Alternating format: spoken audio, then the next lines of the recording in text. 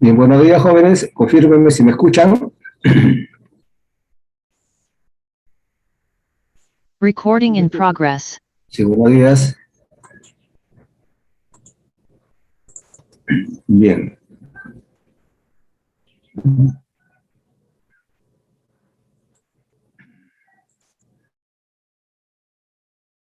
El seminario de la clase anterior faltaba un problema y de ahí vamos a pasar ya al tema de amplificadores operacionales.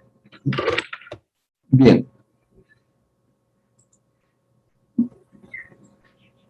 Se tiene el siguiente enunciado y circuito en el que se desea determinar si todas las fuentes entregan potencia y desarrollar el análisis aplicando un método que puede ser corriente de malla o potenciales de nodos. Entonces, en este caso, tendríamos que definir qué es lo más conveniente para aplicar el análisis. Indudablemente de que primero habría que definir el problema. Como me piden determinar la potencia en cada fuente para poder explicar si es que entregan o reciben potencia, es necesario partir de la potencia de una de las fuentes, generalmente. Entonces, vamos a calcular la potencia de la fuente dependiente de tensión, ¿no?, aplicando el método de potenciales de nodos. Vamos a definir entonces el potencial del nudo B para que, multiplicado por 3 veces el valor de la corriente, nos dé la potencia de esta fuente y definir si entrega o recibe potencia. Una vez que calculemos el potencial del nudo B, vamos a tener tanto la corriente en la fuente como la tensión en esta conductancia, y el circuito se va a solucionar por sí solo. Entonces todo va cayendo por su propio peso cuando se comienzan a obtener valores de las diferentes variables. Entonces, en este caso, fijamos como objetivo general simplemente el cálculo de la potencia, que es el producto del voltaje de la fuente por la corriente. Bien. Una vez que tengamos estos valores, podemos ya calcular la potencia, pero si necesitamos conocer el voltaje y la corriente, es necesario entonces fijar objetivos específicos. Primero debemos determinar los potenciales de cada nodo, y luego determinar las tensiones en las fuentes de corriente, incluyendo la fuente controlada que nos interesa. El marco teórico, ya sabemos bien, se ha explicado ampliamente. Si vamos a estudiar la base teórica del método de potenciales de nodos, entonces debemos acompañar ese estudio teórico con la resolución de problemas de aplicación para el método de potenciales de nodos.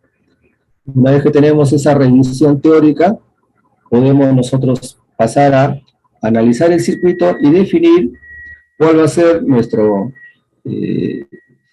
enfoque para solucionarlo.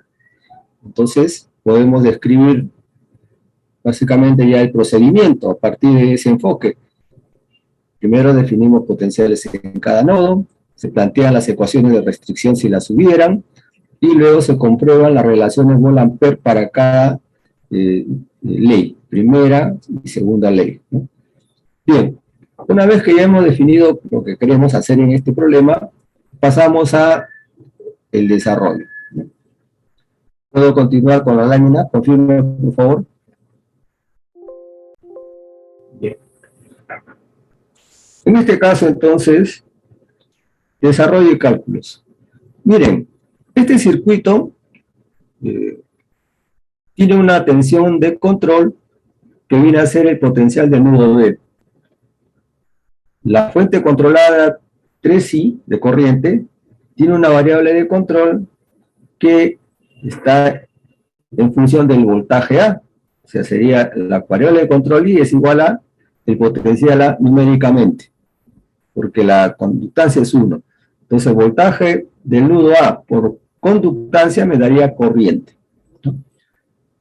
Ese es el primer análisis.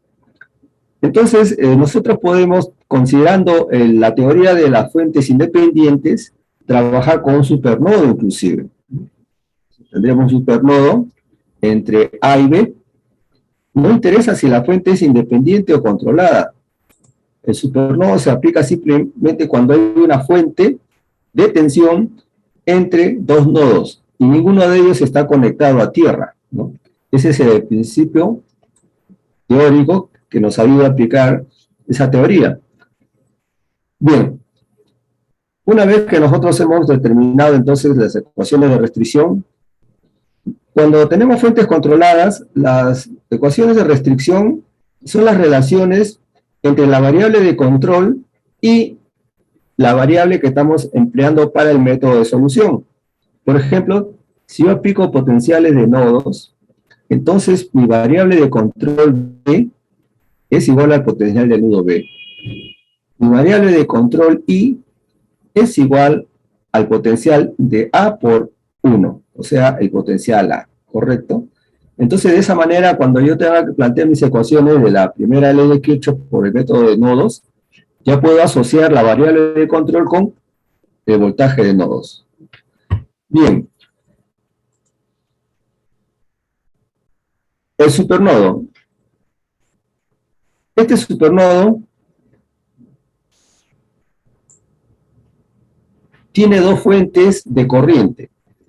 Una de 5 amperios que ingresa al nudo A y otra de 3 veces el valor I, ¿no?, que sale del nudo B. Hemos dicho de que los sentidos de las fuentes siempre tienen que ser respetados. O sea, nosotros debemos mantener esos sentidos en las ecuaciones y por tanto podríamos decir lo siguiente: 5 amperes menos 3I es igual a el voltaje A por 1, ¿no?, la corriente que va por esta rama, voltaje A por 1, que es un Siemens, más el voltaje B por 1 también, que es la otra rama, la conductancia de la otra rama. De tal forma que tenemos dos variables en una ecuación de potenciales de nodos y una variable de control. Entonces aquí tendríamos que comenzar a asociar variables para simplificar la ecuación. Lo que hemos dicho, la corriente I es igual al potencial de nudo A, porque voltaje A por S, o por un S, un Siemens, es igual a I.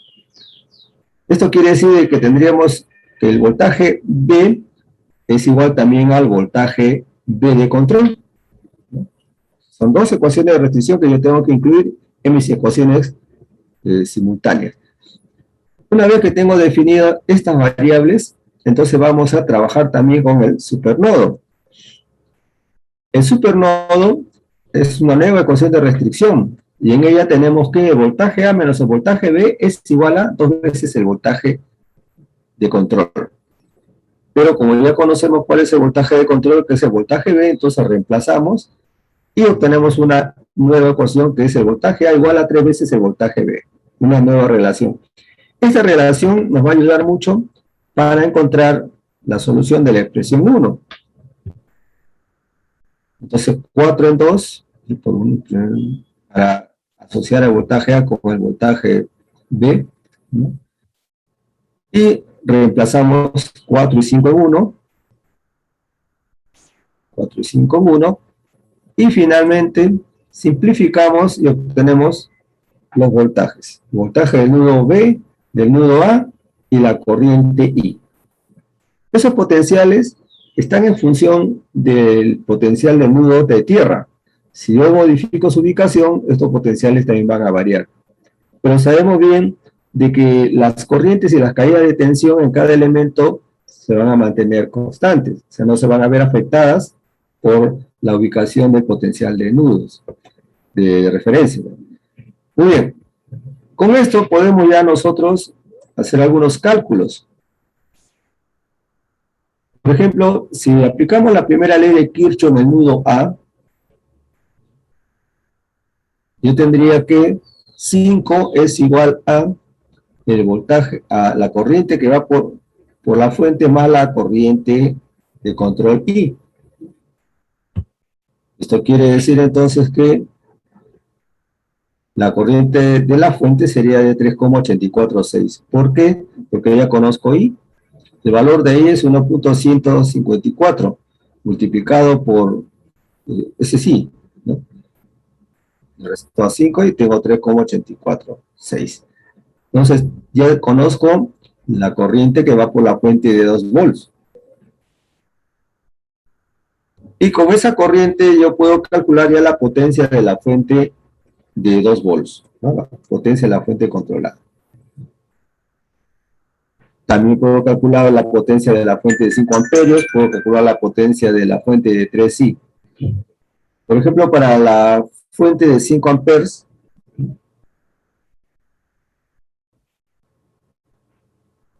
para la fuente de 5 amperes, la potencia sería 5 por el voltaje A.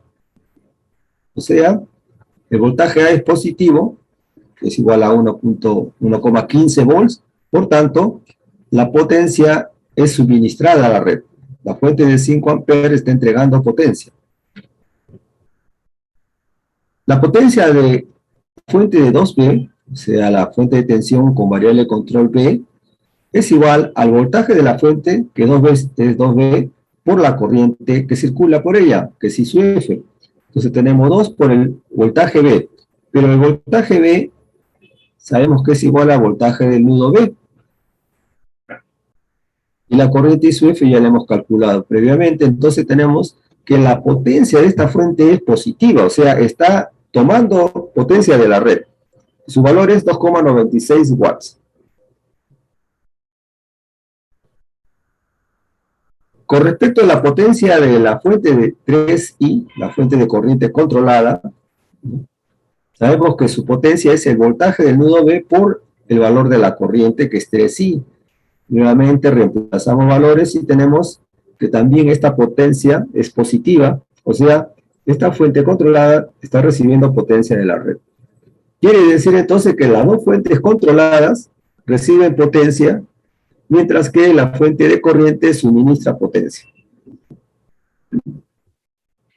Bien, la potencia total entregada a la red sería entonces la suma algebraica, ¿no? La potencia de la fuente de 5 amperes, que es menos 5,77, más la potencia de las fuentes recibidas, la potencia de la fuente que reciben potencia. Entonces, tengo yo que la potencia de la fuente es menos 1,48. Quiere decir entonces que las dos resistencias que están conectadas están consumiendo 1,48 vatios. El resto de la potencia la toman las fuentes controladas. Bien, ¿preguntas, señores? ¿Preguntas hasta acá? ¿Está clara la explicación?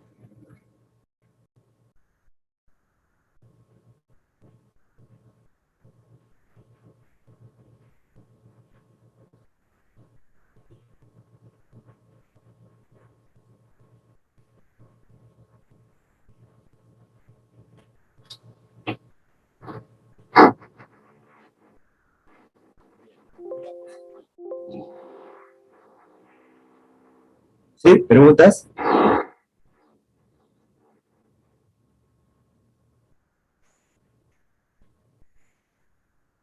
Perfecto. Bien. Vamos a hacer el análisis de resultados. Vamos a tener el circuito original y tenemos que darles sus valores correctos, ¿no? Entonces, por ejemplo, yo tengo que el potencial del nudo A es 1,15, el potencial del nudo B 0,385, la tensión en la fuente sería 0,77 volts, la corriente sabemos que es 1,15 y la corriente de la fuente de corriente tiene que ser 3 veces I, o sea, 3,46 2 amperes. Si esta corriente es de 3,14 y tengo yo este potencial de 0,385, ese potencial es numéricamente igual a la corriente que circula por este elemento. Entonces se encuentran las dos corrientes y vamos a tener una resultante que debe circular por aquí, que debe ser igual a la corriente I sub F. Bien, ahora, I sub F es 3,846. Entonces será la corriente de esta fuente más la corriente que estoy señalando en este momento debe ser igual a la corriente I sub F. Y esta corriente va a producir una potencia en la fuente controlada de 2,96 watts. Tengo que esta fuente consume 1,33 watts, porque tengo yo el valor de la corriente 346 por su voltaje 0,38, obtengo 1,33 watts. La fuente de corriente, si el voltaje es 1,15 multiplicado por 5, me da menos 5,77 watts, está entregando potencia. Bien. Entonces, la fuente que entrega potencia es la fuente de corriente independiente. Esa sería la respuesta. ¿Correcto? Bueno, ustedes pueden desarrollar una simulación también al respecto. Para simular, tienen que construir su circuito. Vamos a ver si el software nos ayuda hoy día.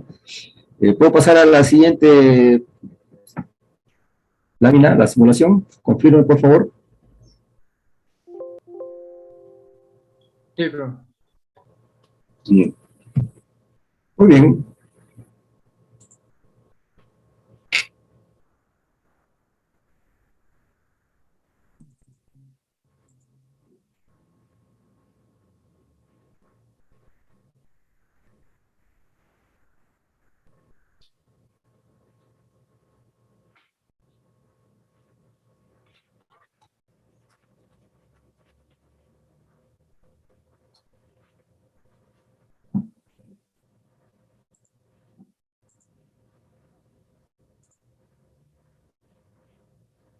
¿Están viendo la lámina?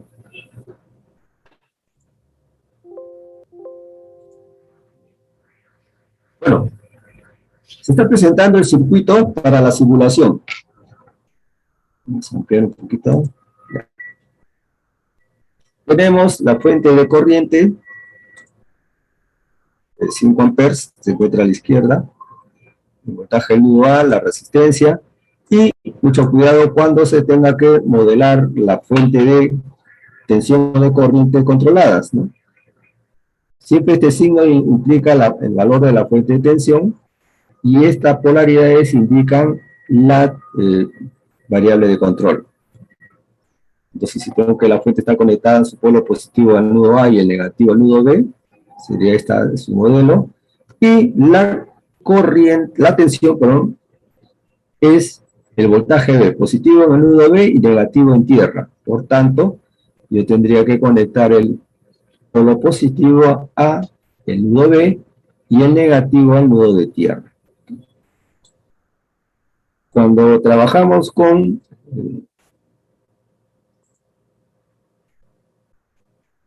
la fuente de corriente controlada por corriente, bueno, tenemos que conectar de tal manera de que el sentido de la corriente en la fuente sea el que está definido por el problema en su circuito original. Y la variable de control, que es la corriente que pasa por este cortocircuito, debe seguir el sentido que indica también el circuito. Por tanto, en este caso va del nudo A hacia tierra. Entonces yo tengo que desviar una conexión hacia el cortocircuito de la fuente de corriente controlada por corriente y retornar a tierra. Tenemos nosotros la fuente de tensión controlada por voltaje, la fuente de corriente controlada por corriente y nuestra fuente independiente. Las dos resistencias, cuando se trabaja con estos simuladores, se utilizan los valores de resistencia, pero no de conductancia. Cuando simulen corriente alterna, por ejemplo, y quieran trabajar con impedancias inductivas, tienen que ingresar el valor de la inductancia, y si es impedancia capacitiva, tienen que ingresar el valor de la capacitancia. no se ingresa el valor de la impedancia, o sea, en ohms. Si yo tengo 100 ohmios y la frecuencia es 60 Hz y estamos hablando de una inductancia, entonces sería 100 entre 377 el valor de la inductancia. 100 entre 377, 265 milihenries. Eso es lo que tendrían que ingresar ustedes como información para el software. Igual, si yo tengo una reactancia capacitiva de 100 ohms, entonces tengo que ingresar el valor de la capacitancia. Si tengo 100 ohms, entonces tendríamos que hablar de 100 por 377 inversa, y estaríamos hablando de aproximadamente 26 microfarads, aproximadamente. Entonces, en estos software ustedes tienen que ingresar el valor de resistencia, el valor de la inductancia y el valor de la capacitancia, ¿no? Sea en el dominio del tiempo o en el dominio de la frecuencia para poder entenderlo. Bien, no sé si hay alguna pregunta, señores. Ustedes cuando simulan, por ejemplo, voltajes, ahí están. Tengo los voltajes de cada nodo. Siempre el software le va a entregar a ustedes potenciales de nodos. Si quieren calcular la caída de tensión, tendrían que restar. Por ejemplo, ¿cuál es el voltaje en la fuente controlada? Tendría que restar 1,15 menos 3,384 milivolts. ¿Correcto? Cuando está conectado a tierra uno de los nodos, automáticamente este potencial se convierte en la caída de tensión. También puedo calcular corrientes. Aparecemos el voltaje y aparecen las corrientes que circulan por cada uno de los elementos. Siempre está señalando por dónde ingresa la corriente. O sea, la corriente está yendo hacia el nudo de tierra. En este caso está yendo hacia el nudo A. Tenemos todas las corrientes que están presentes en el circuito y, lógicamente, si damos clic al batímetro, vamos a tener las potencias de cada uno de los elementos, tanto de la fuente controlada como de la fuente independiente y las resistencias. Bien, señores, entonces ustedes tienen todas las herramientas para que puedan solucionar problemas. Tienen el simulador, tienen la teoría, el seminario, y tienen su simulador en Moodle, para que practiquen. Bien, con esto damos por concluido el seminario y vamos a pasar al siguiente tema. Pero, previamente vamos a mencionar que la próxima semana es la práctica calificada. O sea, la segunda práctica calificada. Y el alcance serían mallas y nodos. Nada más, ¿no? Mallas y nodos, con fuentes independientes y fuentes controladas. Cualquiera de los dos. Tienen la semana prácticamente para que se prepare. Hoy día a las 12, lógicamente, vamos a desarrollar el segundo laboratorio virtual. Bien, ¿alguna pregunta hasta acá, señores? ¿Preguntas? Bien. ¿Qué pregunta? Vamos a pasar al siguiente tema.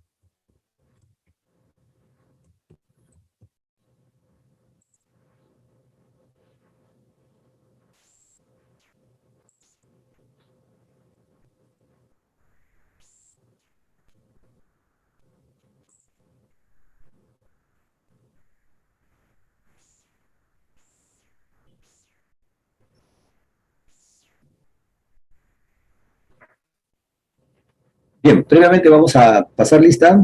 Presten atención, por favor, señores. Arias, Presente. Barcayola, Presente, profe. Carranza, Presente, profesor. Serna, Presente, profe. Chuquillanqui, Presente. Contreras, Presente, profesor. Cueva, Espinosa, Presente. bien, Guaraca, Presente, profe. Jesús, Presente, profesor. Lazo,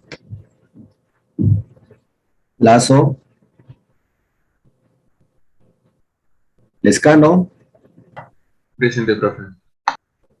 Limachi, Presente, profesor. bien, Linares, Presente, profesor. Medina,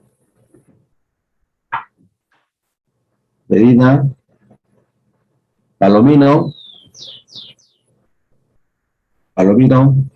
Pérez, Quijano, Presente, profesor. Quispe, Presente. Ramírez, Profesor. Presente. bien, Ramos, Presente, profesor. Rimarachín, Presente, profesor. bien, Rivera, Presente, profesor. Seminario,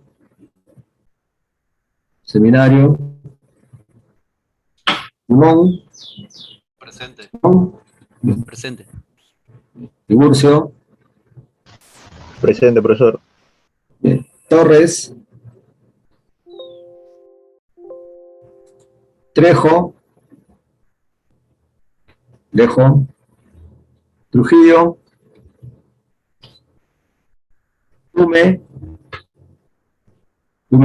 Presente, profesor, presente. bien, Usuriaga, Presente, profesor. bien, a ver, repito los que no han contestado. Cueva, Lazo, Presente, profe. Cueva. bien, Cueva, Cueva. bien, Lazo, Medina, Palomino, Pérez, Seminario, Trejo, Trujillo, bien.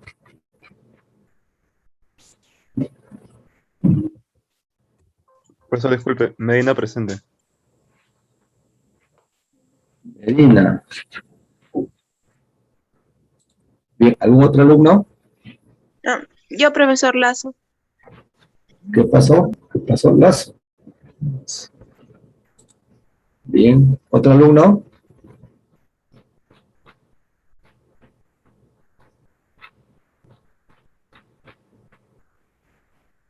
Bien.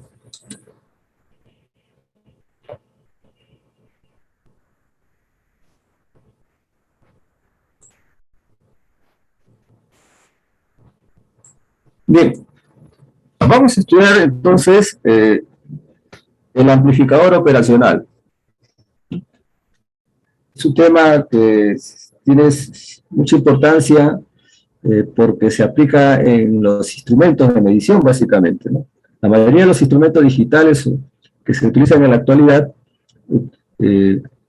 aplican el amplificador operacional para poder incrementar la señal o la magnitud de la tensión de entrada. Por ejemplo, cuando se trabaja con las termocúpulas. Las termocúpulas son elementos que nos entregan una lectura en temperatura, ¿no? Son termómetros. Estas termocúpulas tienen la propiedad de que nos entregan una tensión en milivolts, una fuerza electromotriz en milivolts que es proporcional a la tensión que se está produciendo en su extremo, en la parte sensora, ¿no? Entonces, esa magnitud es muy difícil de poder leer directamente, entonces se amplifica.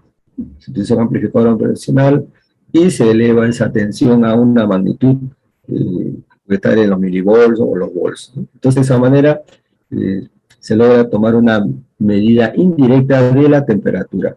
Lógicamente que la lectura que nos va a dar el instrumento no va a estar en volts, sino en grados Celsius, pero es factores de conversión que llegan a esa magnitud en temperatura, ¿no? Pero lo que están sensando es, mediante un transductor, la temperatura la sensan y esa señal de temperatura la convierte en una señal eléctrica, y esa señal eléctrica se amplifica, y una vez amplificada, recién se puede digitalizar y se puede leer su valor en una pantalla, ¿no? Bien, entonces, el amplificador operacional no solamente tiene esa aplicación, hay muchas otras que vamos a ir hablando en el transcurso de la clase, ¿no? Este amplificador, entonces, se conoce generalmente como un circuito multiterminal, porque tiene varios terminales.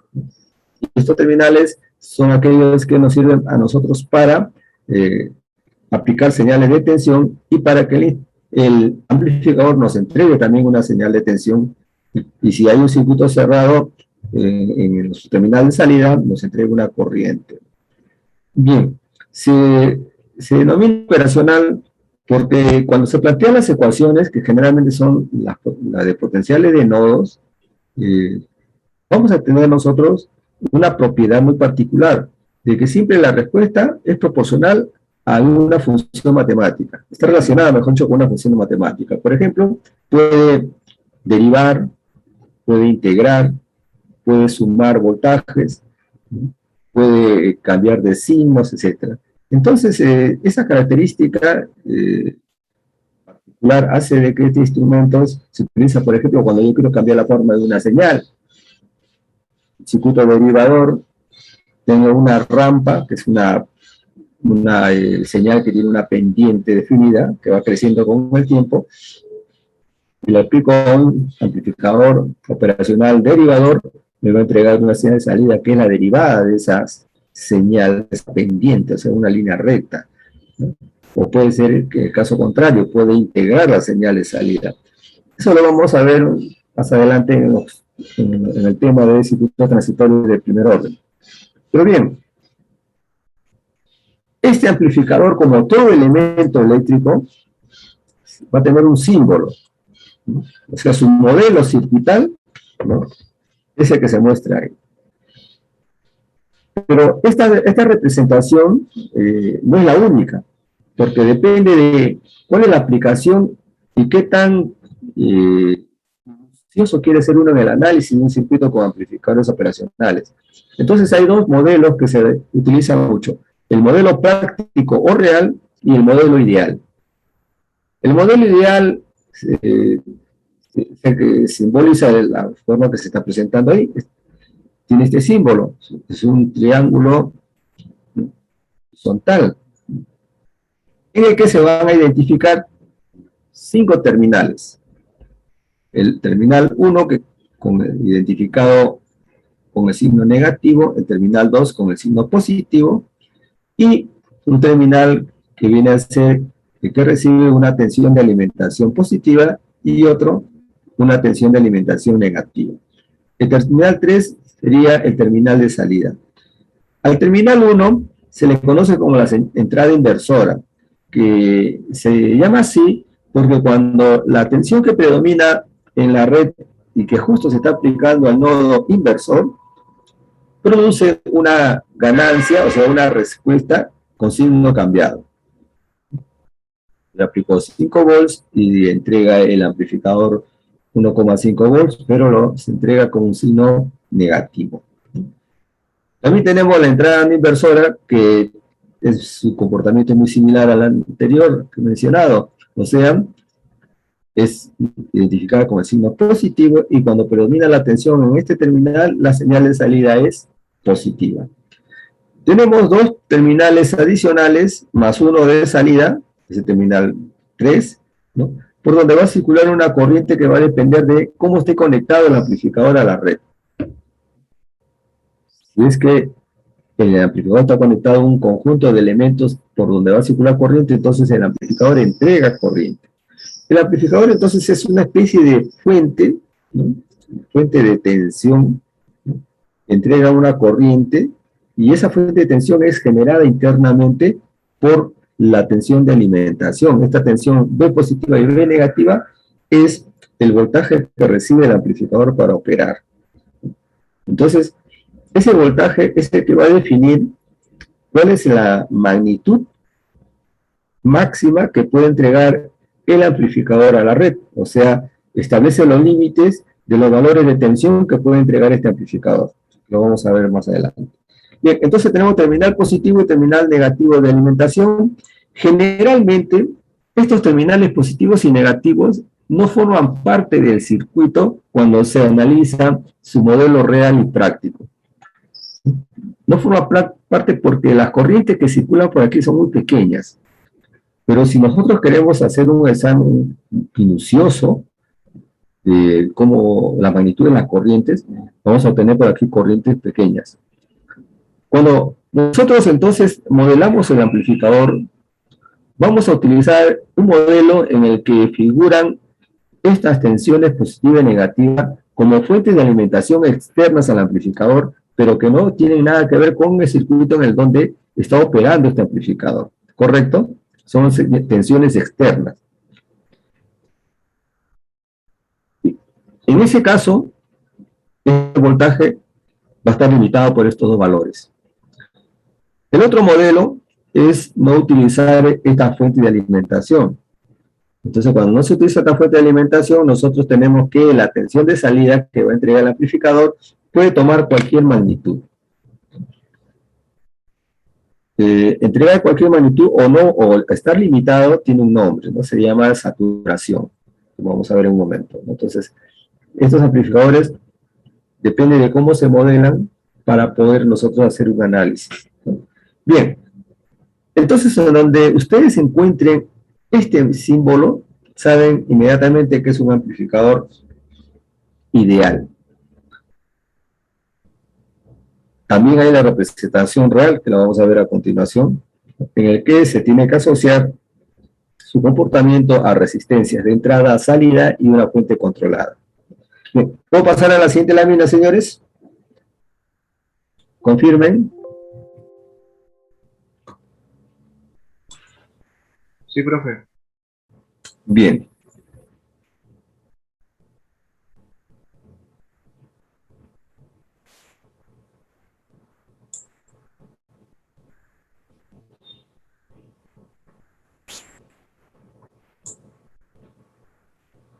Circuito de alimentación del OPAN. Miren, este es el esquema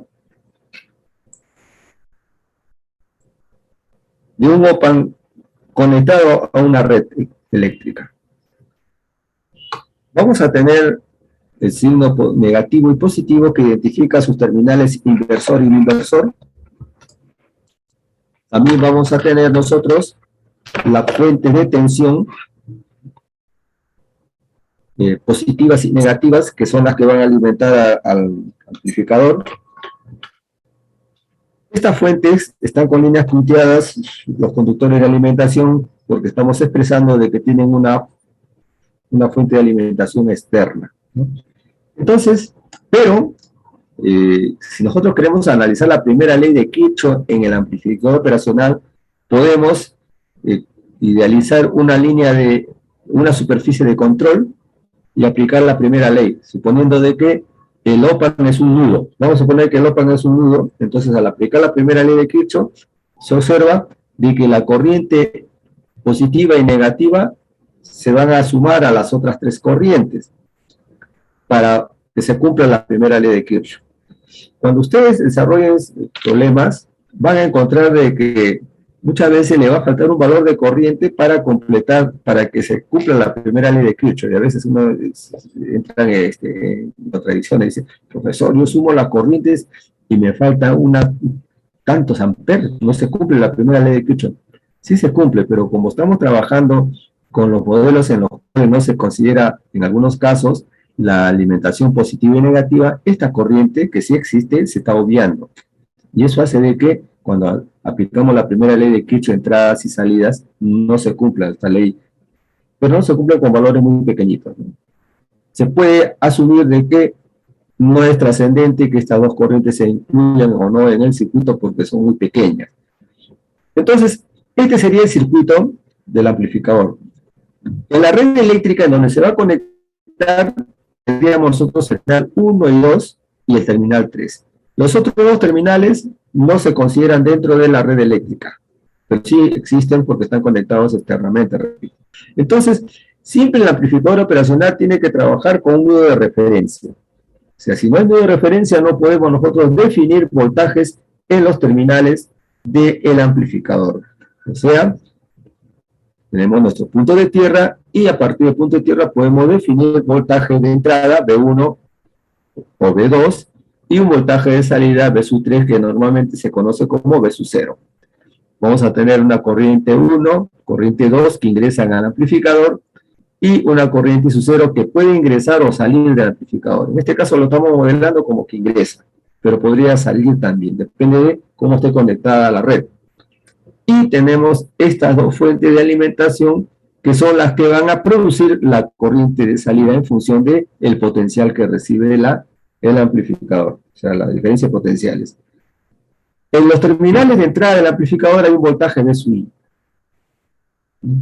que es la diferencia entre el voltaje B1 y el voltaje B2. Bien, si nosotros entonces analizamos los valores que puede alcanzar el amplificador operacional, vamos a encontrar de que, por ejemplo, estos dos voltajes, positivo y negativo, van a delimitar la magnitud de voltaje de salida.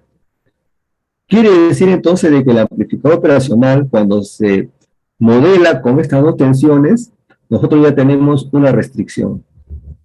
Y se habla de trabajar en su zona lineal o en su zona de saturación.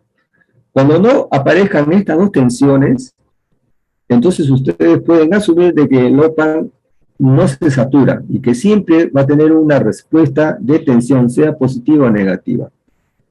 Entonces, conforme el voltaje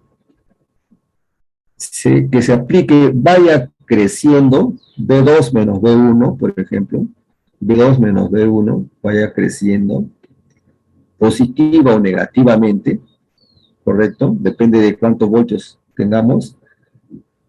B2 menos B1 va a crecer positivamente o negativamente. Por ejemplo, si B2 es igual a B1, estamos en el centro. Si crece más B2 que B1, B2 4 volts y B1 2 volts, entonces estaríamos en 2 volts aquí. Y así sucesivamente.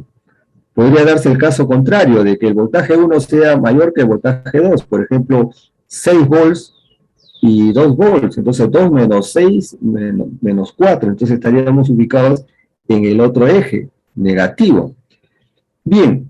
Para cada uno de estos valores, vamos a tener nosotros una tensión de salida.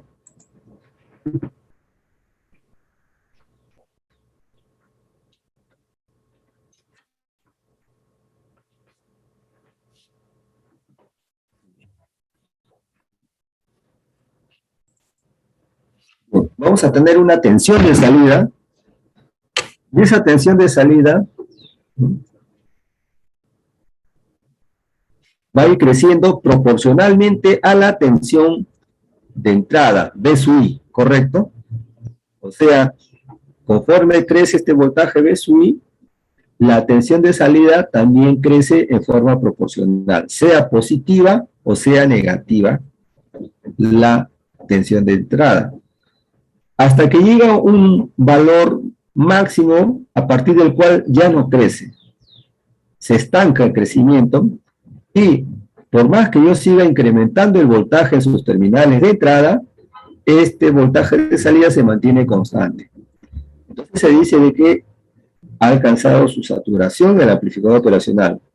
y no puede entregar más tensión. ¿Cuáles son los voltajes que definen este valor máximo que puede entregar? Los voltajes de las fuentes de tensión de alimentación. Por ejemplo, si esta tensión fuera de 10 volts, normalmente los amplificadores tienen hasta 15 volts. Supongamos que sean 10 volts de alimentación, 10 volts positivos y 10 volts negativos. El voltaje de salida máximo va a ser de 10 volts positivo o de 10 volts negativo. Cuando alcance esos dos valores, ya se mantiene constante.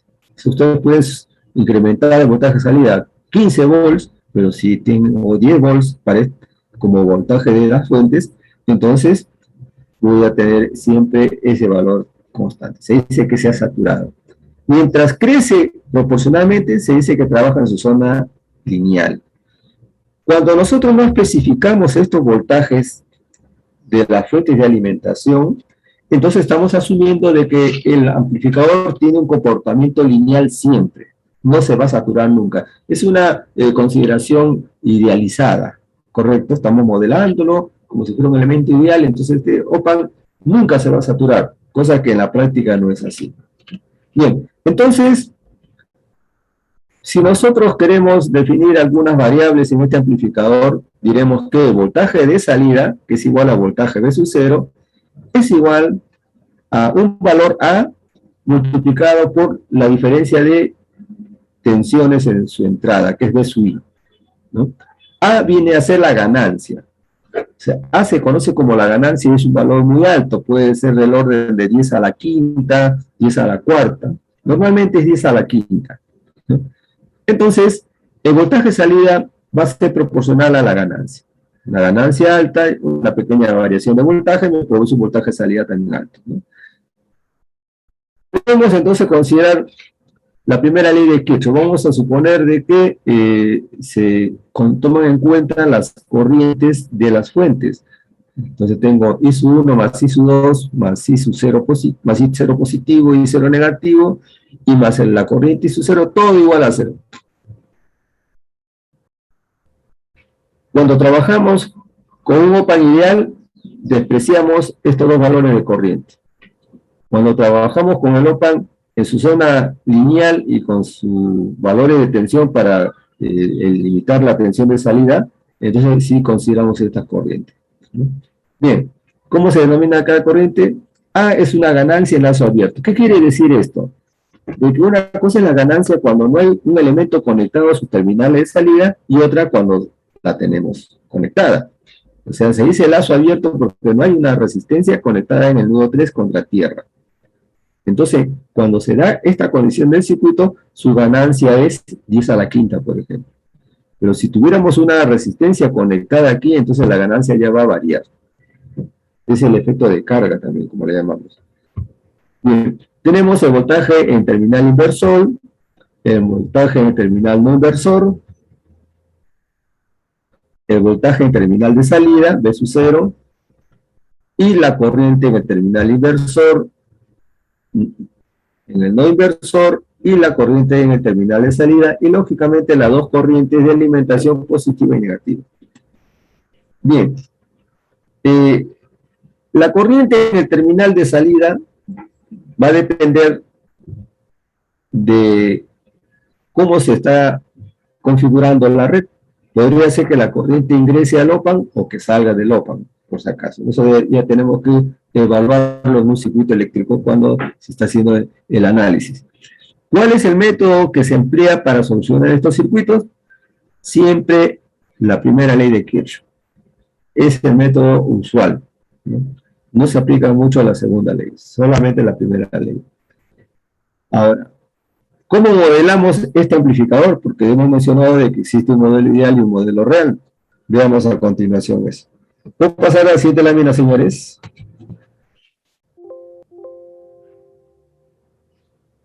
Bien.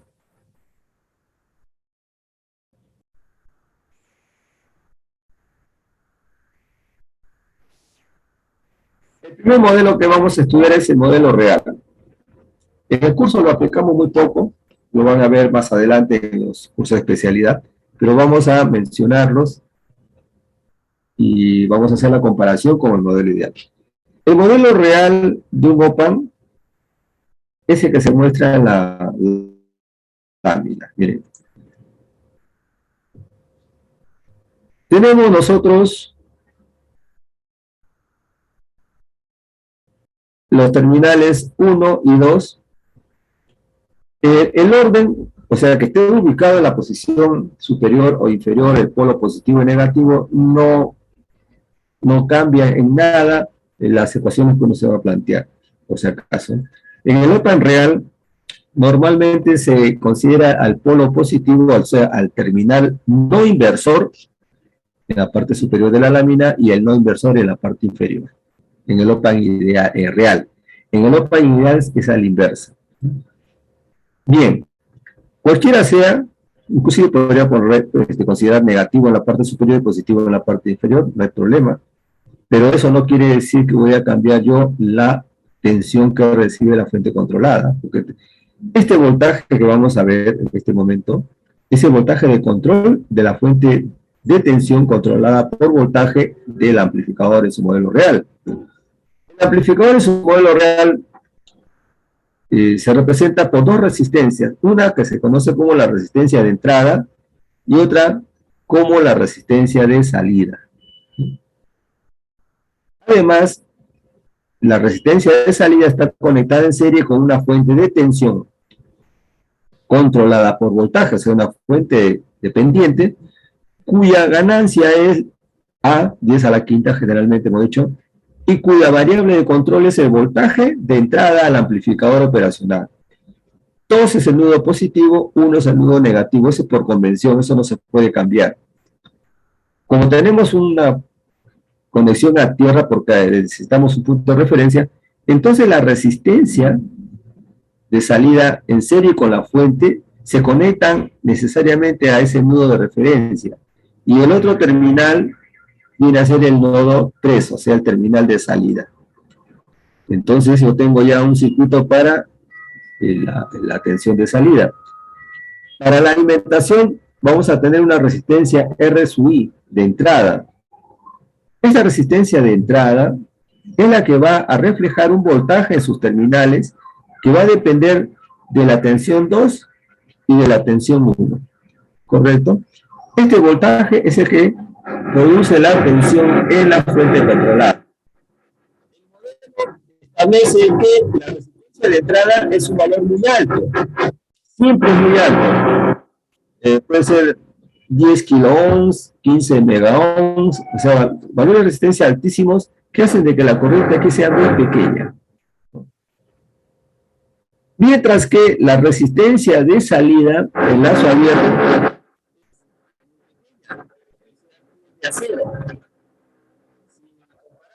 la resistencia de entrada, RI, la diferencia es grande. Mientras tengo 10 megaohms en la entrada, en la salida tengo 100 ohms. O sea, hay una proporción de 10 a 100 aproximadamente. Entonces, no más. Entonces tendríamos que la resistencia de salida, R sub 0, es la más pequeña, en comparación con la resistencia de entrada. Quiere decir esto que en donde encontremos este símbolo, internamente tenemos que utilizar una resistencia de entrada para conectar entre el terminal A positivo y negativo, y una resistencia de salida con una fuente controlada que se conecta a tierra. La ganancia multiplica la variable de control, y la variable de control, mucho cuidado señores, la variable de control es B2 menos B1. B2 menos B1, o sea, el voltaje positivo menos el voltaje negativo contra tierra. Si ustedes, hay algunos textos que modelan a la inversa, o sea, para ellos dice, el voltaje de la fuente controlada es A por B1 menos B sub 2, o sea, B1, voltaje negativo menos B2. No hay problema con eso, pero la polaridad de la fuente es contraria. Por si acaso, en algunos textos figura menos más, B1 menos B2. Nosotros vamos a utilizar más menos B2 menos B1, en el que el voltaje positivo es B2 y el voltaje negativo B1.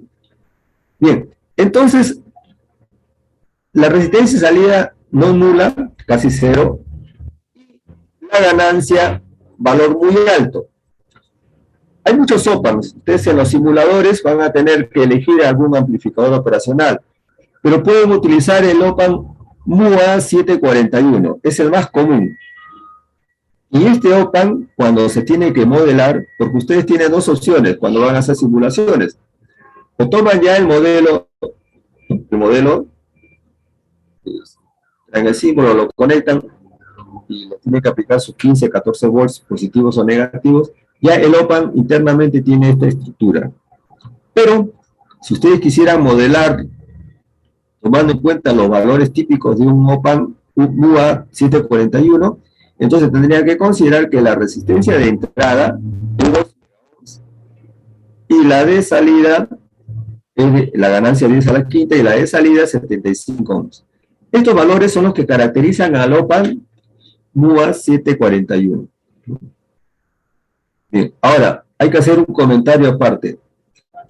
Cuando ustedes trabajen con estos modelos, deben tener cuidado. Si utilizan el modelo MUA 741 o cualquier otro, y utilizan ingresan al simulador y piden MUA 741 y inmediatamente aparece la imagen y ustedes la incrustan en su circuito, este amplificador le va a entregar valores válidos mientras la corriente que sale del amplificador no supere los 60 miliamperios, 60 miliamperios aproximadamente. ¿Correcto? Si esta corriente I sub 0 es más alta, 1 amperio, ya el amplificador le va a entregar valores que no tienen lógica. Usted va a decir, pero el voltaje no se cumple. Ustedes hacen un cálculo y el simulador le entrega otros valores diferentes a los que han obtenido. Eso se debe a que ya se está trabajando en una situación poco común, ¿correcto? No lógica. Entonces, cuando se vean en esa necesidad de utilizar ya corrientes altas en la salida, lo apropiado es construir el circuito en el simulador con estos valores de resistencia. Entonces, RI tanto, la ganancia 10 a la quinta, R sub 0 tanto. Construyen su circuito y ahí sí no van a tener ustedes ningún tipo de restricción con respecto a las corrientes. Pero, repito, si usan el modelo, deben tomar en cuenta de que esta corriente debe estar en miliamperios de salida, por si acaso, ¿no? Bien. ¿Alguna pregunta hasta acá, señores? ¿Preguntas?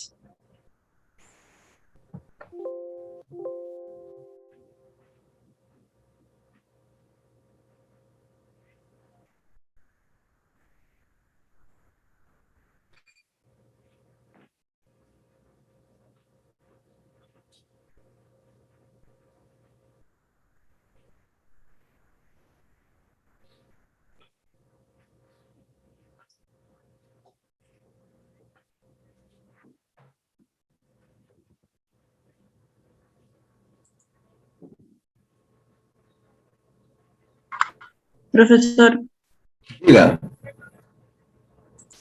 ya que está diciendo de que el OPAM 741 no, o sea, no se puede simular bien pasado de 1 amperio de corriente, entonces podríamos usar el TK084. Todos los OPAM tienen limitaciones con las corrientes que entregan. Yo les recomendaría que revisen el libro 2, el capítulo de OPAM, y ahí figuran diferentes OPAMs y indican las corrientes de saturación y las corrientes de entrega, ¿correcto? Entonces todos están en ese orden. Entonces, los amplificadores operacionales están diseñados especialmente para trabajar con pequeñas corrientes. Cuando nosotros le planteamos un problema, ¿no? Son problemas que muchas veces no tienen mucha aplicación práctica. Entonces, ustedes hacen un cálculo, va a salir que el OPA está entregando 1 amper, 1.5 amperes. Cuando hacen su simulación, el OPA no va a llegar a esa corriente de entrega. ¿Se da cuenta? Entonces, lo ideal es modelar. O sea, construir el circuito que les he mostrado en el simulador y correr. A eso me refiero, ¿no? Bien. ¿Alguna otra pregunta? Bueno, continuamos. Bien. Modelo ideal con alimentación. Miren. Cuando trabajemos con su representación ideal, ¿no? O sea, yo voy a trabajar ya considerando un OPAN con sus dos tensiones de alimentación positivas y negativas, y en su modelo ideal, se considera lo siguiente. Primero, que las corrientes que ingresan al OPAN, ¿no? Cero, porque se asume que la resistencia de entrada es infinita. Entonces la corriente son cero. ¿Qué más? Se asume también, porque ese es el modelo, de que la tensión de entrada es cero. Quiere decir entonces de que el voltaje 1 y el voltaje 2 son iguales. Entonces en el OPAN ideal, si bien el terminal 1 y 2 no están conectados físicamente, se asume que el efecto es de que el voltaje 1 es igual al voltaje 2, o sea que hay una conexión virtual entre ambos, ¿no? Siempre se considera esa condición. Se dice, corriente de entrada 0, 1 y 2. Voltaje de entrada 0. Quiere decir que el voltaje 1 es igual al voltaje 2. ¿No están conectados físicamente? No, pero se considera de que virtualmente hay un nodo aquí y por tanto el voltaje 1 es igual al voltaje 2. Y finalmente, que la corriente de salida puede ser cualquier valor, 0, diferente de 0, ¿no? Entonces, la ganancia es infinita. Se asume que la ganancia es infinita. Y que la resistencia de salida es nula. ¿Correcto? Entonces, cuando es así, nosotros tendríamos un modelo ideal en el que la única restricción sería las tensiones positivas y negativas de alimentación que me van a restringir el voltaje de salida. Entonces diremos lo siguiente: cuando el OPAN trabaja dentro de estos dos valores, voltaje positivo y negativo, se dice que no está saturado. Pero apenas alcanza el voltaje de salida, el voltaje positivo o el voltaje negativo, entonces se dice que está en sus, que antes de que alcance todavía está en su zona lineal. En el intervalo comprendido entre estos dos valores, su zona lineal. Por ejemplo, 15 volts positivo y 10 volts negativo. Es decir, son mis tensiones de alimentación. 15 y 10 volts. El voltaje de salida, cuando llegue a 15, ya no crece. Igual, si es menos 10, cuando llega a menos 10, tampoco continúa cambiando, se mantiene constante. Ya no varía, pero se mantiene constante. Entonces, estas dos limitaciones, ¿no?, nos establecen a nosotros una condición. Por ejemplo, les pueden decir cuál es la tensión de salida, ¿no? Sería el voltaje máximo. Otra pregunta, a ver si se ha puesto así, los alumnos han dudado mucho. ¿Cuál es el voltaje de salida para que no se sature? Entonces, bueno, comienzan a calcular y les sale un voltaje muy alto.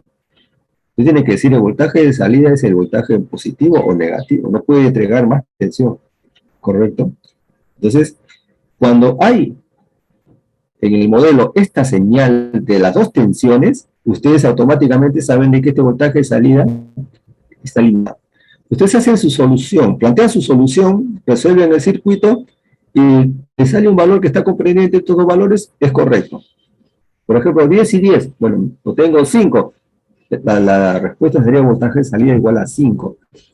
Pero si yo tengo 18, y aquí estos voltajes son 15, 15, yo tengo que dar como voltaje de salida 15, el límite, ¿correcto? De lo contrario, estaría cometiendo un error. No puedo decir 18 cuando los límites son 15, positivo y negativo. Hay que tener cuidado ahí, ¿no? Así como hay modelo con los terminales de alimentación, también hay otro en el que no se incluyen estos dos terminales.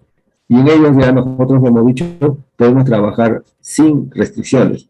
En este caso, siempre se va a cumplir que el voltaje de entrada es 0 y las dos corrientes son 0, y por tanto B1 es igual a B2.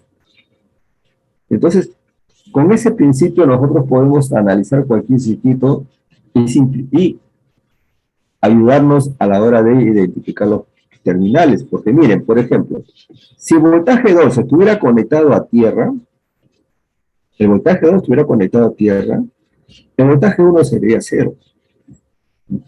Porque el voltaje 1 tiene que ser igual a V2, es la condición del op-amp ideal. Si el voltaje 2 tiene una fuente conectada entre este terminal positivo y tierra, tengo yo una fuente de 5 volts, el voltaje 2 es 5 volts, por tanto el voltaje 1 también es 5 volts, por si acaso, ¿no? Bien, ¿puedo pasar a la siguiente lámina? ¿Confirmen? Sí, profesor.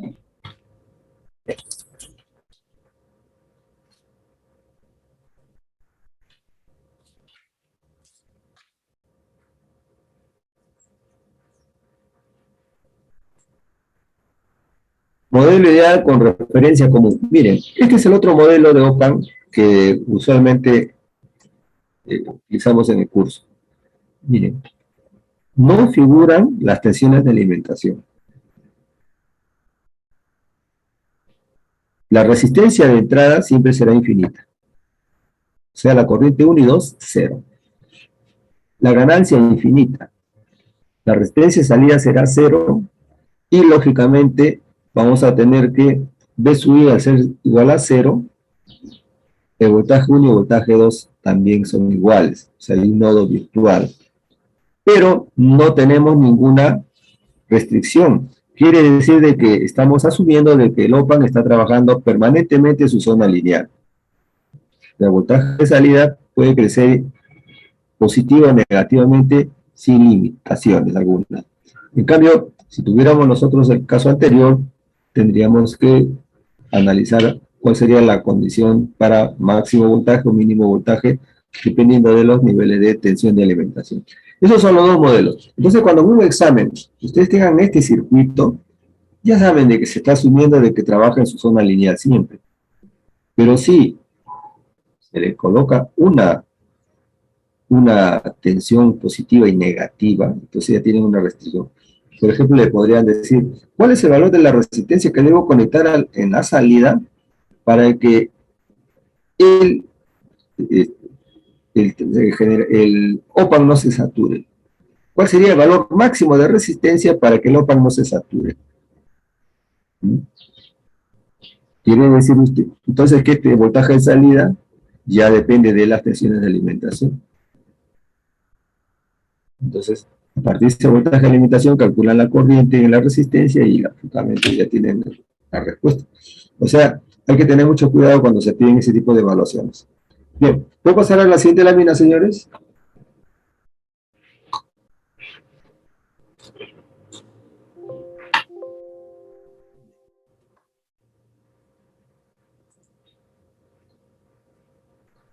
Profesor. Sí, diga. Profesor, disculpe, no le escuché cuando explicó de que por qué la ganancia del lazo abierto tendría que ser infinita. Ya.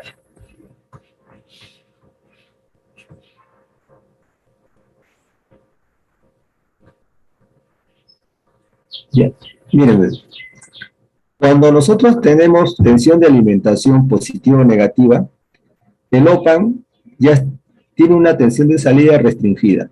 No puede superar los valores de estas dos tensiones, porque son la fuente de alimentación, o sea, son la energía que le va suministrando externamente, es una red a el op-amp.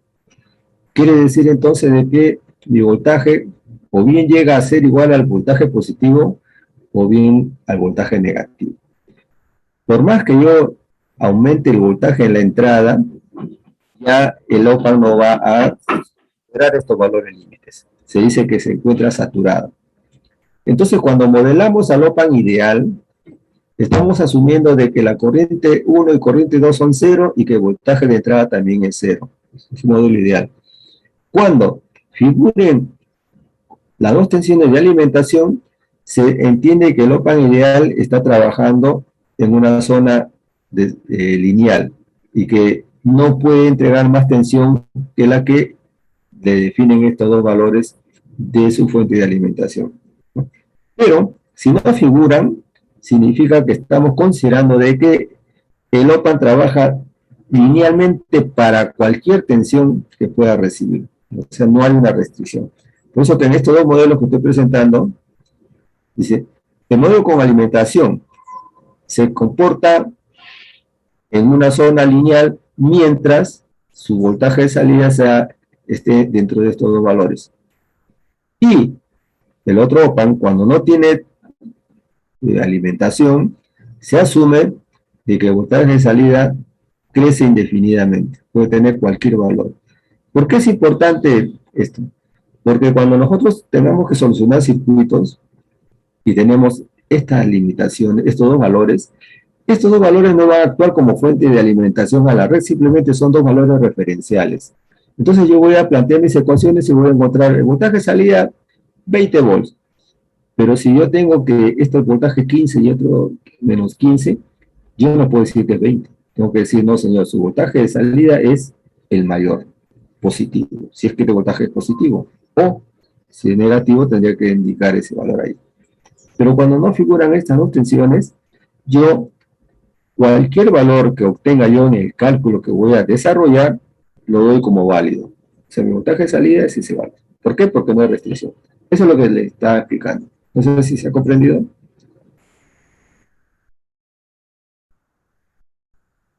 ¿Confirmen?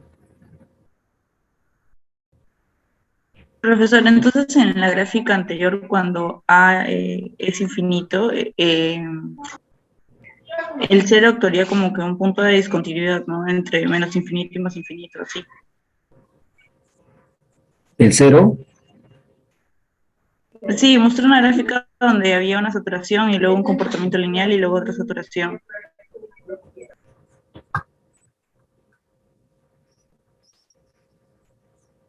Hay dos modelos, uno es el real y el otro ideal. En el modelo real no va en cuenta esas tensiones de alimentación, ¿correcto? Aquí se entiende de que el amplificador está entregando una tensión de salida en su zona lineal siempre. Cuando trabajamos en el modelo ideal, sí tenemos esa restricción, ¿no? O sea, trabajamos con estas dos limitaciones. Ahora, el voltaje de entrada siempre va a ser considerado cero. Siempre, y las corrientes también. Ese es el modelo. Quiere decir que acá tenemos una resistencia de entrada infinita, que a veces es un poco incongruente, ¿no? Porque usted dirá, profesor, si la resistencia de entrada es infinita, no hay corriente, muy bien, pero ¿por qué voltaje cero? Debería ser un cortocircuito, pueden pensar, ¿no? Pero eso es lo que nos plantea este modelo, y así lo consideramos, ¿no? Ahora, la tensión de salida sí va a depender de estos dos valores cuando figuran en el circuito, si no figuran, no. A eso me refiero. Porque hemos tenido, por favor, un profesor, no voy a mencionar su nombre, que plantea siempre estos circuitos, así con su fuente de tensión positiva y negativa, y los alumnos tienen problemas, ¿no? Ha salido tanto, ¿por qué me ha puesto mal la respuesta? Le digo, porque usted no respeta los límites. Entonces, y cuando no figuran esas tensiones, bueno, en ese caso no hay límite, usted puede entregar ya como respuesta cualquier valor que les haya salido en el cálculo. Eso no debe quedar claro. Bien, ¿alguna otra pregunta? Bien. Miren, vamos a hacer un problema de aplicación para que se aprecie mejor esta teoría. Miren, cuando se trabaje con OPAMs, ¿no? Siempre se va a aplicar la primera ley de Kirchhoff. O sea que vamos a plantear una ecuación de la primera ley de Kirchhoff en todos los nodos que sean posibles, y luego tenemos que hacer la evaluación. Como el OPAN es ideal, entonces tenemos que asumir que todas las corrientes que ingresan son cero y que el voltaje 1 es igual al voltaje 2, ¿no? El nodo virtual. Esas condiciones nos van a hacer que las ecuaciones se simplifiquen grandemente. Entonces yo debo considerar, por un lado, que B1 es igual a B2, y por otro, que la corriente 1 es igual a 0 y la corriente 2 es igual a 0. La corriente 3 va a depender de la red. Puede ser 0, puede ser mayor que 0, puede ser negativo, porque en lugar de salir del OPAN puede ingresar al OPAN. Ahora bien, ¿Cómo se solucionan estos circuitos? Vamos a plantear un ejemplo. ¿Puedo pasar a la siguiente lámina, señores? Confirmen. Bien, miren. Por ejemplo, tenemos esta red. No es a lazo abierto porque estamos conectando una resistencia en el terminal 3 y queremos calcular la tensión de salida. Tengo dos resistencias de 10K ohms y dos de 30K ohms. Mi resistencia de carga es 50 kilo ohms. Entonces yo defino corriente 1, corriente 2, voltaje de entrada, siempre, ¿no? Y luego identifico cada uno de los nudos. El nodo inversor siempre es el nudo 1 y el no inversor es el nudo 2. Entonces yo voy a tener, ¿cómo? Hay una puesta a tierra, hay un nudo de referencia, entonces voy a tener un potencial del nudo 1 y un potencial del nudo 2. Bien. Cuando planteamos las ecuaciones, por ejemplo, sumatoria de corrientes igual a 0 en el nudo 2, en este nudo 2, yo tengo que asumir sentido de corriente, arbitrariamente. Yo recomiendo por inspección, ¿no? Porque por lógica nosotros pensemos así. Si tengo una fuente de tensión, entonces esta fuente está entregando corriente al nudo 2. Y esa corriente 2, esa corriente va hacia el nodo no inversor y se va hacia tierra a través de esta resistencia. Esa es mi primera apreciación. En el nudo 1 yo puedo asumir también la fuente de tensión está entregando corriente al nudo 1 y el nudo 1 se va a una corriente para ISU1 y debe irse una para el nudo 3. Ese criterio yo lo manejo libremente. Al final, cuando comienzan uno a hacer las simplificaciones, la solución que planteamos va a ser la correcta.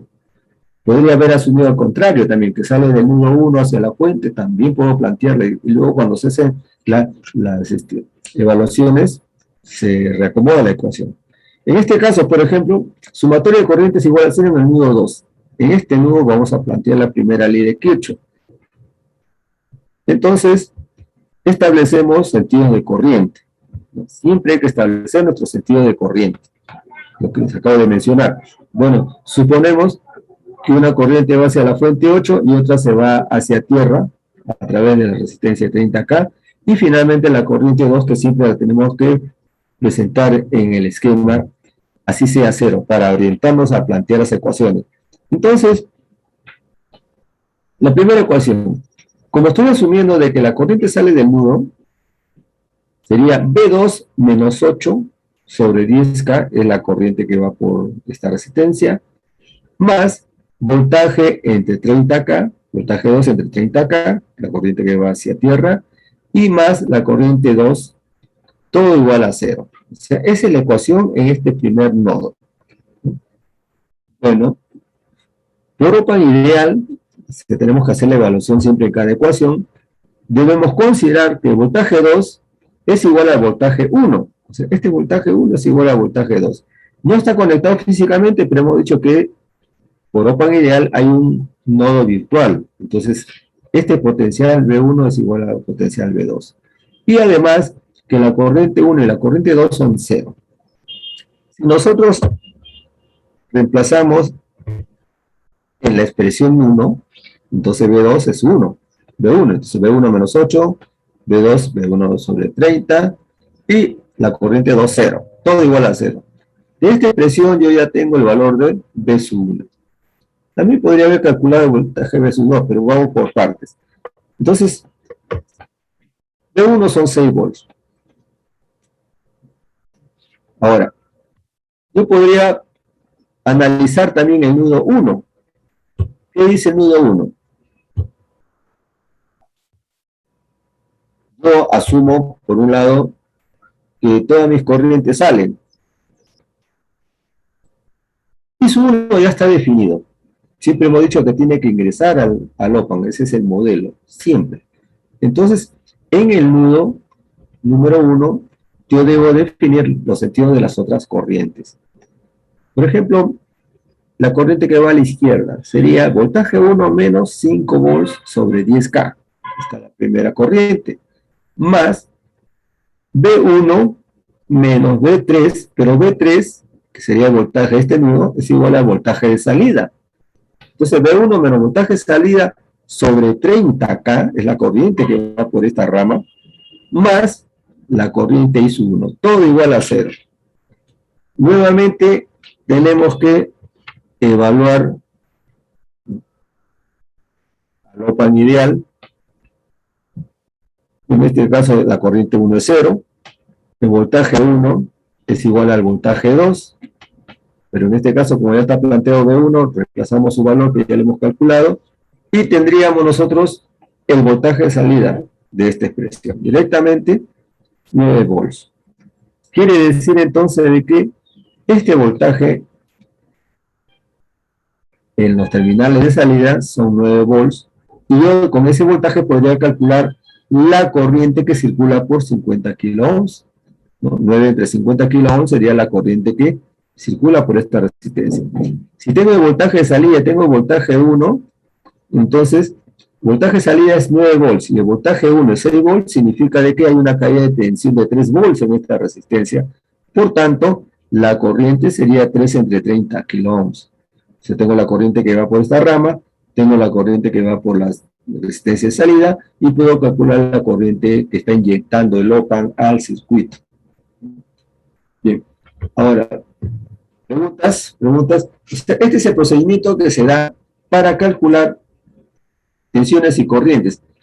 ¿Qué observamos de lo que hemos estudiado hasta el momento? Que, por ejemplo, este OPAMP no tiene sus bordes positivos y negativos de alimentación. Y por tanto, yo puedo tranquilamente establecer cualquier tipo de voltaje de salida, ¿no? Voy al volts. Pero si hubiera tenido una restricción, por ejemplo, si hubiera puesto 10 volts y 10 volts, este voltaje de salida hubiera sido 12 volts, y yo tendría que dar 10 volts, el voltaje máximo. ¿Por qué es positivo el voltaje? Porque en el nodo no inversor está predominando la tensión de 8 volts, junto a la de 5. ¿Correcto? Si hubiera sido al contrario, probablemente la tensión de salida sería negativa. O sea, si esta fuente fuera de 8 y la otra de 5, probablemente esta tensión de salida saldría negativa, ¿no? Bueno, preguntas, señores.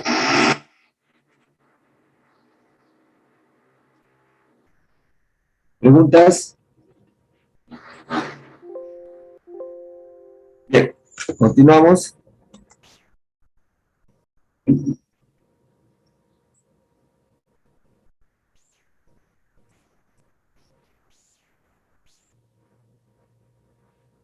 Miren, las aplicaciones de los OPAMPs, vamos a ver algunas de ellas. Más circuitos que los que vamos a ver es bien difícil, ¿no? La mayoría son de este tipo de forma de conexión. Miren, en los OPAMPs entonces nosotros vamos a tener diversas formas de conexión que van a entregar operaciones matemáticas generalmente. Cambio de signo, por ejemplo. Si hablamos de un OPAMP inversor, obtendríamos una señal de salida con polaridad contraria. El signo negativo indica polaridad contraria, ¿correcto? Entonces, por ejemplo, si tenemos este OPAMP. En este amplificador a lazo abierto no tenemos fuente de alimentación, por tanto, la tensión de salida se estima puede ser cualquier valor porque estamos asumiendo de que trabaja siempre en su zona lineal, no se satura este OPAMP. Tenemos dos resistencias, la R1 y la RF. Son dos resistencias de circuito y tenemos la fuente de alimentación aplicada al nodo inversor. En el nodo no inversor tenemos una conexión hacia tierra. Entre el nodo inversor y el nodo de salida hay una resistencia, un puente, una resistencia RF. Bien, en este caso vamos a demostrar de que la tensión de salida es proporcional a la tensión de entrada, pero con signo negativo. Entonces, planteamos nuestras ecuaciones. Miren, estamos definiendo en el nudo 1 tres corrientes. Y uno que ya sabemos tiene que ingresar al nudo no inversor, la corriente que va por la resistencia RF y la corriente que entrega la fuente de tensión. Estoy siguiendo esa lógica, ¿no? Y considerando que la fuente de tensión inyecta corriente al nudo 1 y esta corriente se ramifica por RF y hacia el OPAM. Ese es el criterio que manejo. Entonces, si nosotros planteamos la primera ley de Kirchhoff en el nudo 1, en este nudo, vamos a tener que sería esta corriente, voltaje de entrada menos V1 sobre R1, igual al voltaje 1 menos el voltaje de salida, que es el voltaje 3, sobre RF y más I sub 1. O sea, la corriente del que entrega la fuente es igual a V1 menos V salida sobre RF y más I sub 1. Listo. ¿Qué vamos a observar además? De que el nudo 1 y el nudo 2, como están conectados virtualmente, pues establece que el voltaje 1 es igual al voltaje 2, pero el voltaje 2 está conectado a tierra. Por tanto, este potencial 2 es 0, y eso hace que V1 también sea 0. Entonces, en la expresión que hemos planteado, hacemos la evaluación. Voltaje 1 igual a voltaje 2 igual a 0. Corriente 1 es 0, corriente 2 es 0, por OPAM ideal. Esto quiere decir de que la expresión inicial se reduce. Tenemos voltaje de entrada sobre R1 igual a menos un voltaje de salida sobre RF. Quiere decir entonces de que la tensión de salida es igual a menos la relación de resistencias por el voltaje de entrada. O sea, le hemos cambiado de sentido a la, de polaridad a la tensión de salida. Si nosotros graficamos, vamos a tener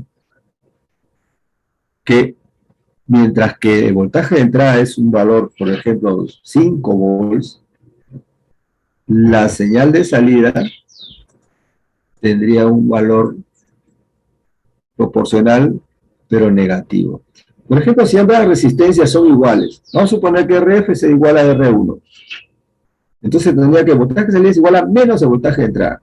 Si mi voltaje de entrada es 10 volts, mi voltaje de salida sería menos 10 volts. Si RF es el doble de R1, entonces tengo una...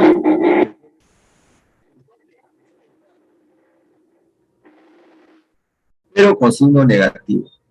Eso crecería en amplitud, pero siempre con signo negativo. O sea que este amplificador me está cambiando el signo. Hay una variable, vamos a mencionarla, que se conoce como la ganancia. La ganancia es una relación entre dos variables que tienen que ser del mismo tipo. O son tensiones o son corrientes. Por ejemplo, una ganancia de tensión es la relación entre la tensión de salida versus la tensión de entrada en un circuito eléctrico.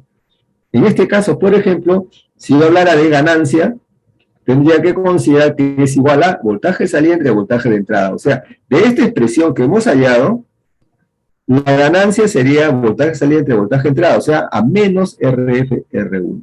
O sea, la ganancia sería menos un valor negativo. Si hubiera estado el lazo cerrado y hubiera pedido la ganancia de corriente, entonces yo tendría que relacionar la corriente de la salida versus la corriente que entrega la fuente. En ese caso podría ser positiva o negativa, pero siempre se denominará ganancia entonces a la relación de las dos señales. Señal de salida versus señal de entrada. Y, lógicamente, debe haber una amplificación de la señal, salvo que los dos valores de resistencia o el circuito me den una relación unitaria para la tensión de salida y la tensión de entrada. Bien, preguntas, señores. Ya estamos. Estamos sobre la hora, señores. Bien, no sé si hay alguna pregunta, señores. ¿Preguntas? Bien, ya tengo yo para las... Ya vamos a tener. Bien, entonces hasta aquí quedaríamos. Y no se olviden de que a las 12 del día nos conectamos nuevamente para verlo. Y la próxima semana la práctica calificada. Bien, no sé si hay alguna pregunta. profe. Diga.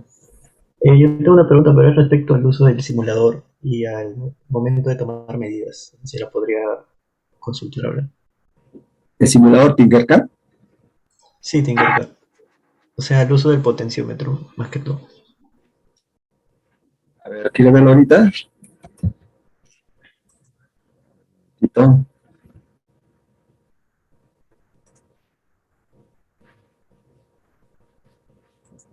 Entrar a la página.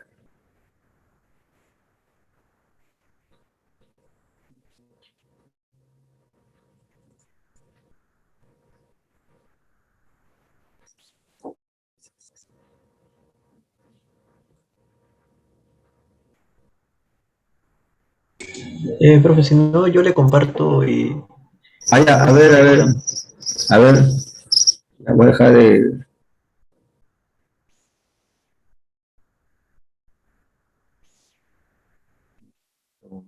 dice que tiene que habilitarme. Dame permiso. Ya, ok, ahora. Ya. Ya, profesor. Tengo una duda porque, mira, yo inicio el simulador y ya casi se ve que tiene una caída de tensión de 12 volts cada uno de los potenciómetros y es como dice la guía. Pero al momento de yo tomar las otras medidas que dice que cuando desconecte, por ejemplo, el de la izquierda, Ajá. ya no tiene una caída de tensión de 8. ¿Tendría que moverlo y No, ahí no, no, recién tomar las medidas?